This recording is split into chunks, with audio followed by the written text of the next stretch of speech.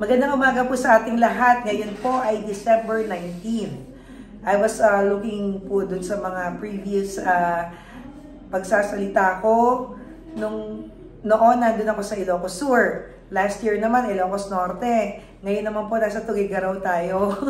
So, talagang, bakit nga ba yung 19th? Talagang nahuhuli yung laging nandun tayo sa ibang lugar. But anyway, hindi po siya dahilan para hindi po natin kayo makasama. So, for this morning, nag-warning na agad si Ate Beng. Sabi niya ganon, 30 minutes lang. Pero tinitignan ko din yung mga previous messages ko, wala naman ako umabot talaga ng 30 minutes. So, minsan 20, ganyan. Walang natin kung ngayon, hahaba. Anyway, sa umaga nito, gaya po ng ating binasa kanina, ang na-assign po sa atin ay matatagpuan sa 1 Corinthians 13:4. So may mga ibang mga topics doon, pero in particular sa akin po yung ang pag-ibig ay hindi mainggitin.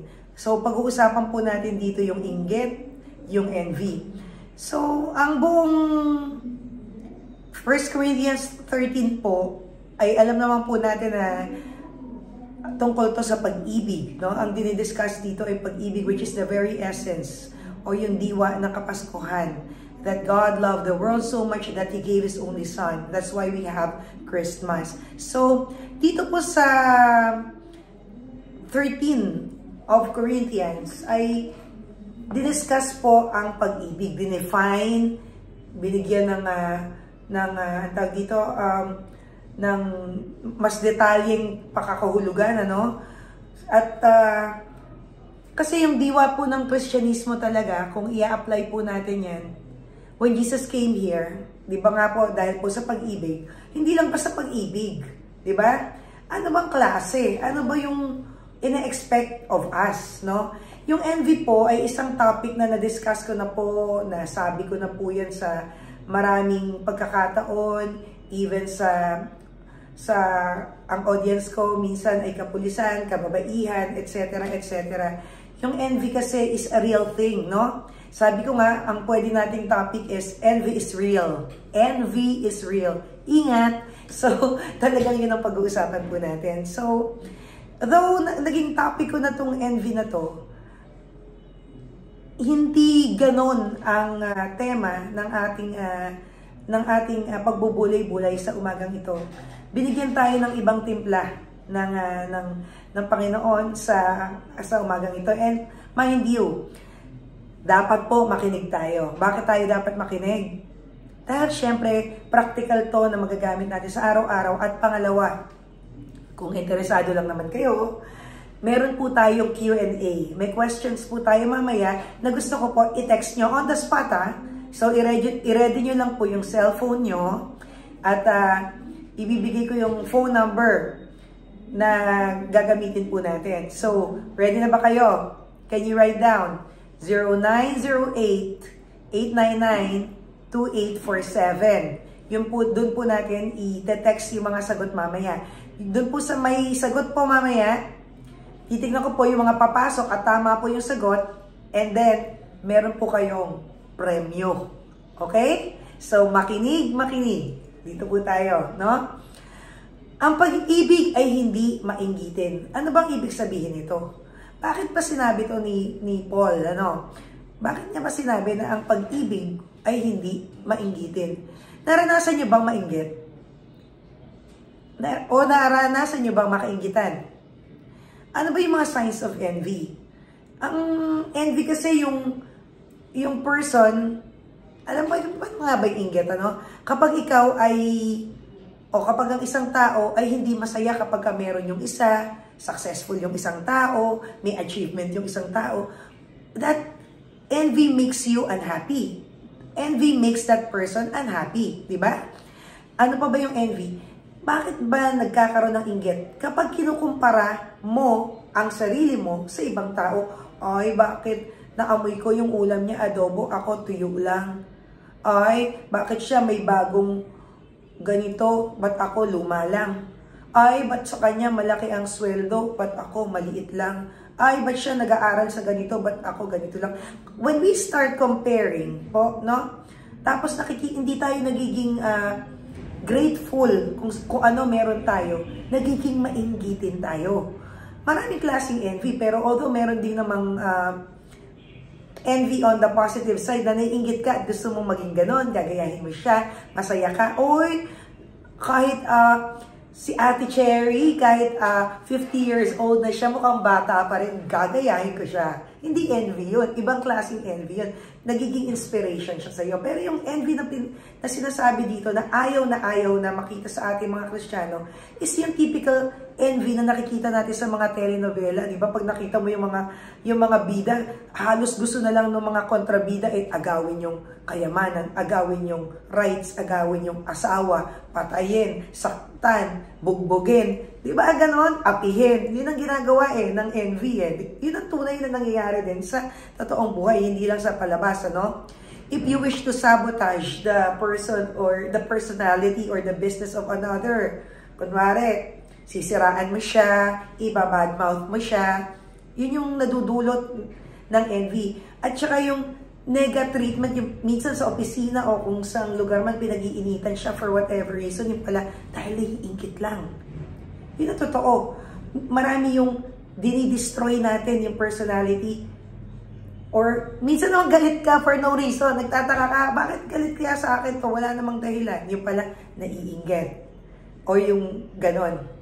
So, ano ko yan, nagbasa ako ng banal na kasulatan at tinignan ko talaga. At talaga naman palang, actually, hindi lang sa atin.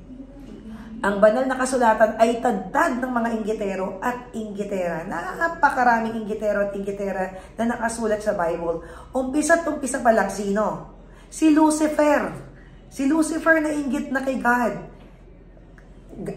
Beautiful siya, or sabi nga, angel of light kung ituturihin. Pero nainggit pa din siya sa power and authority ng Panginoon. Kaya nga nagkaroon ng digmaan sa kalangitan, nagkaroon ng away sa kalangitan, ano? So, umpisa pa lang, meron ng envy. Sino pa ba? Tapos gusto niya pa din i-glorify siya. Diba? Mas gusto niya pang i-glorify siya. Parang mas kulang pa. Dapat maging Diyos ako, something like that. So, ano pa? Si Jesus Christ mismo ay biktima ng envy o ng pagkainggit. Maraming, dahil nagtuturo siya, sumisikat siya, gusto na siyang gawing hari ng iba. So, sinisiraan siya. Ba't nagpapagaling yan sa araw ng Sabat? Ba't nakikikain yan sa mga makasalanan? Uy, mukhang nakikipag-inuman yan. Bakit? Maraming ini-issue sa kanya to the point na naakasuhan siya, napako siya sa krus, namatay para sa atin. So, siya mismo ay naging biktima ng inggit. Marami po talaga. And na naiinggit, tadtad ng inggitero at inggitera sa Bible. Sino pa? Ito, makinig kayong mabuti ha, doon sa mga examples po natin. Even si David. Si David ay talagang nakainggitan din siya. Nung umpisa, maganda yung relationship nila ni King Saul. Dahil kasi si David, nilabanan niya sino? Goliath. Siyempre, ang kalaban nila yan. Hindi ko nagkikwento yun. David at Goliath, alam ng lahat yan, kahit ng mga bata. So, nung nakipaglaban si David at nanalo siya, magbango siya para kay Saul. Pero nung tumatagal ng panahon, at medyo disobedient na si Saul, parang nagsisingab si God, bakit ba ito pang ginawa kong hari at magiging hari na ay si David na. So, si David na. Nagkaroon siya ng galit, nagkaroon siya ng resentment, gusto na niyang hanapin si David para ipapatay. Talagang yung inggit matindi yan envy kills, no? Even kay Cain at kay Abel, kay Cain and Abel, you know? Bakit? Yung offering ni Abel, offering ni Abel sa Tagalog, siya yung naging pleasing sa Panginoon at nainggit siya. Anong ginawa niya? Cain murdered Abel. Pinatay ni Cain si Abel. Bakit? Sa inggit. Bakit naman nag-offer ako? Nag-offer din siya, pero bakit parang mas pinahalagahan niyo sa kanya? You see? Even may sibling rivalry din, di ba? So, hindi nagiging maganda ang bunga ng envy sa tao. Sino pa sa Bible, no? Si Isaac kasi, talagang paborito niya din si Esau, 'di ba? Yung the hunter, yung anak niya. Si Rebecca naman, yung asawa niya, paborito naman si Jacob, no? Si Jacob naman yung mas quiet, mas stay at home na anak. Pero Jacob craved for his father's blessing and tried to gain it, yung blessing ng kanyang tatay. So si Jacob nga ang kinuha niya yung nobleness, no? Parang yung mga blessings na dapat sa kanyang kapatid na Esau ay alam na natin yun, nandaya sila, di ba? Naglagay sila ng balahibo, So nakuha ni Jacob lahat ng blessings na nararapat kay Esau. At dahil doon, Esau bore a grudge on Jacob and planned to kill him. Ayan na naman, gusto niyang patayin si Esau dahil bakit? Baliktad, si Esau gusto niyang patayin si Jacob. Bakit niya kinuha yung dapat sa akin? Dapat sa akin yan di ba? So, ayun na naman,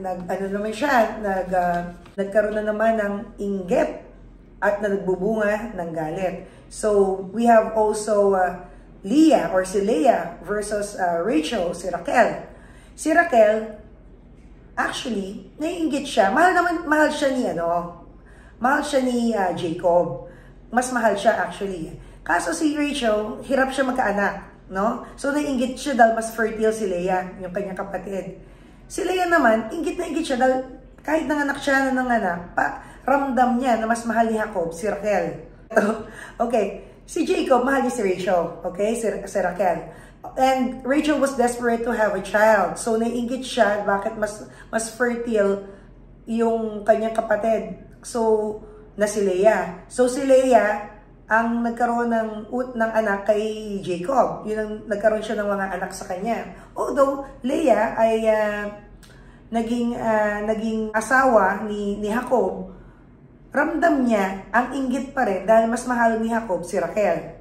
Okay, nagets natin. So ganun na nangyari. Kasi as we know, parang may trickery na nangyari din na si Laban pinag-switch niya yung mapapangasawa na dapat talaga ay si Raquel, naging si Leah. So, pero may inggitan along the way. So, ang envy, nagbubunga yan ng kalungkutan. Ang envy, nagbubunga ng galit. Ang envy, nagbubunga yan ng dissatisfaction. At kalungkutan nga, nagaya ng nakita natin kay Raquel at kay Leah. So, nanganak na din, nagkaanak na later on si Raquel. Okay, andyan na tayo kay Joseph the Dreamer. Yung Joseph the Dreamer, alam naman natin na si Jose, nakakainggitan din. At ano ginawa? Binenta siya ng kanyang mga kapatid sa sobrang inggit. So, even sa loob ng sambahayan, even mga biblical people, ay hindi naging excuse sa pagkakaroon ng inggit sa kanila. So that's why tinuturuan tayo ng Panginoon na kung tayo ay magmamahal, kung tayo ay Kristiyano at mag-exemplify ng tunay na pagmamahal, ay wala dapat envy sa atin. Okay? We go to the attitude natin sa mga taong envious of us. Or, ano na lang natin, yung attitude na lang natin against envy. Number 1, do not compare yourself with another. Do not compare yourself with another. Halimbawa, sasabihin ko pa ba yung mga example noon? Kasi minsan, bubukas ka ng social media, mapapanood mo yung ganito, ganyan. Tapos, maiinggit ka, but sila can afford to buy like this house, makatravel ng ganun, yung mga ganun bang mga bagay. Tapos maiinggit na tayo. I-compare natin yung sarili natin. Dapat ako yung ganyan, o kaya sa promotion, dapat ako yung na-promote, hindi siya yung na-promote, something like that. So, we keep on comparing ourselves with another. Dapat wag natin ikukumpara wag natin papasukin ang inggit sa pamamagitan ng pagkukumpara natin sa ibang tao. Okay? Maging grateful tayo. Tignan natin kung anong meron tayo. Ipagpasalamat natin sa Panginoon. And in that way, na nakikita natin yung mga pagpapala na natatanggap natin sa ating buhay, ay ma-avoid natin ang envy. Pangalawa, be happy about the achievement of others, of the accomplishment of others. Maging masaya tayo sa kanila. Kung mayroon man silang nagiging blessings, pumasa ng board, ng bar, nakagraduate, o ano pa mang achievements, or may pangarap na narating, maging totoong masaya tayo at makiselebrate tayong tunay sa kanila. Ang isipin natin na ang pag-ibig ng Panginoon na nasa atin ay dapat nagre-rejoice. Nagre-rejoice para sa ibang tao. Okay? Do not be, ito pala naisip ko, do not be a channel din naman of envy. Huwag tayo mang-inggit din. Naalala ko yung minsan yung, alam mo yung mga bata, may mga bata na kunwari may lollipop o may laruan, sige lollipop na lang. Kumakain siyang ganyan, pinapakita niya pa na mayroon siyang lollipop, papakita niya sa kapwa bata niya pa, tapos iiyak naman yung isa, gusto ko din yun. Tapos hihingaan mo siya, oh, give mo siya, bigyan mo siya. I don't like, ayaw naman magbigay. Tapos tawa ng tawa pa yung magulang dahil yung anak nila, ang damot. So, nagsisimula pa lang ng pagkabata, nang iinggit na. Just imagine kung, at natutuwa pa yung magulang, just imagine kung madamot na yung anak ng bata pa lang, hanggang lumaki yan, dala-dala nila yon.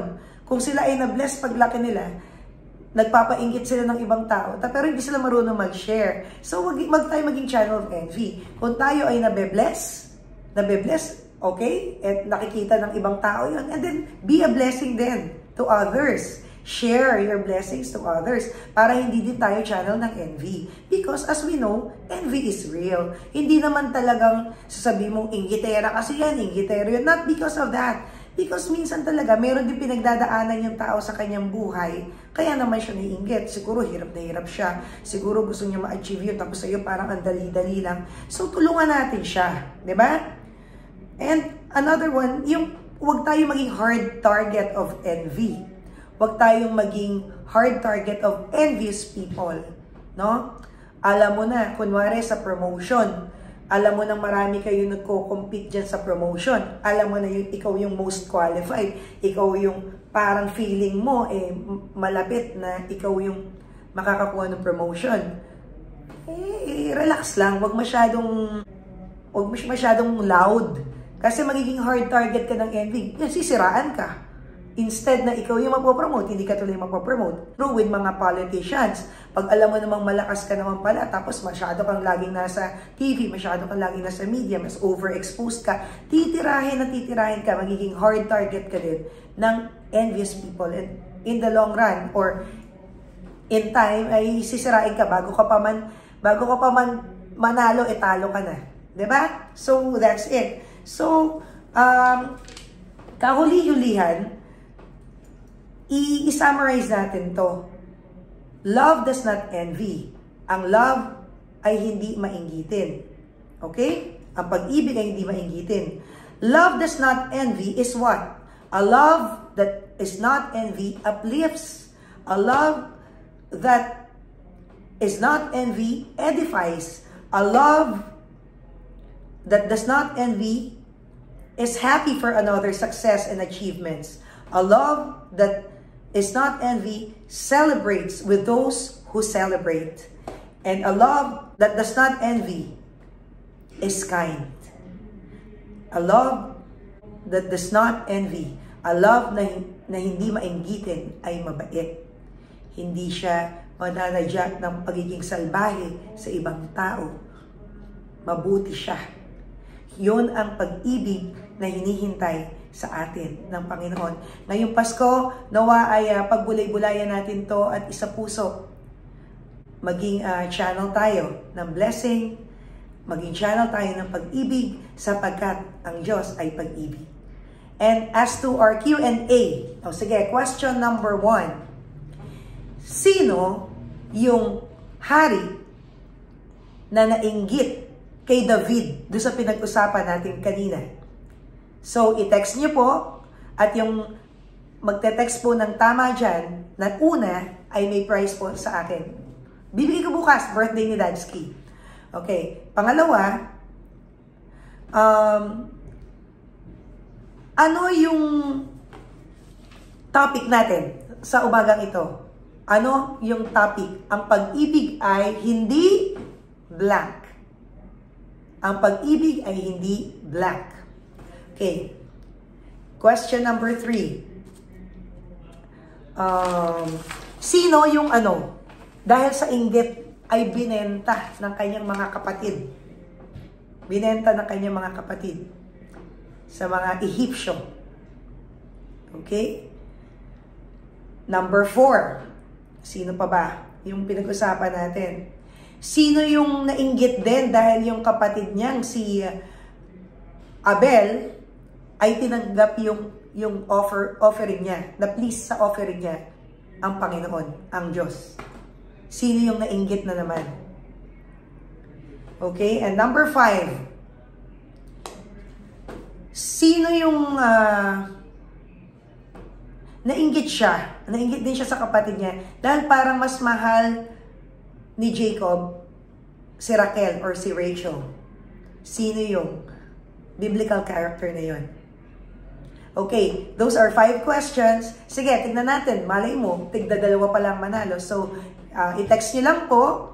I-text nyo lang po at ang mananalo po ay congratulations. Tayo po'y manalangin. O dakilang Diyos, sa umagang ito kami po'y nagpapasalamat, Panginoon, sa inyong katuruan na kami po ay maging mapagmahal at huwag maging mainggitin. Huwag kaming maging hard target din ng envy at huwag maging channel ng envy kundi ng pag-ibig na nagmumula sa iyo. Mahal ka po namin at ang diwa ng Kapaskuhan po ay ang pag-ibig na nagmumula sa iyo. Ang diwa ng Kapaskuhan pong ng pag-ibig ang siya namin pong ipaparanas sa pang-araw-araw naming buhay. Sa pangalan ni Jesus, Amen. Merry Christmas!